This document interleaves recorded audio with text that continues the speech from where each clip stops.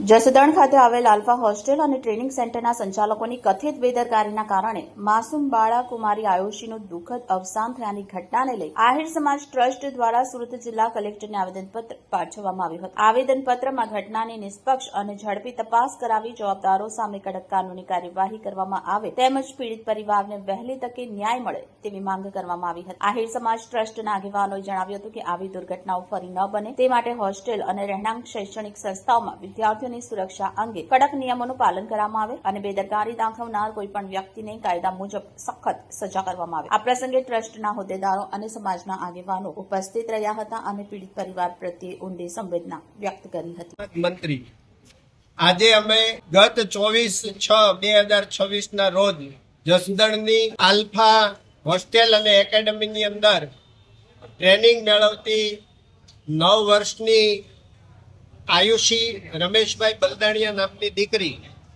કે જેઓ alpha school, training school અને હોસ્ટેલના સંચાલકો અને જવાબદાર સ્ટાફની ઘોર બેદરકારીના કારણે ટૂંકી માંદગીની અંદર મૃત્યુ પામી। આ મૃત્યુ નથી કુદરતી, આ મૃત્યુ અમને કૃત્રિમ લાગે છે। આલ્ફા ટ્રેનિંગ સ્કૂલ જાણે મોતનો અખાડો હોય તે રીતે બાળકોના વાલીને 2 મહિના સુધી વાત નથી કરવા દેતા।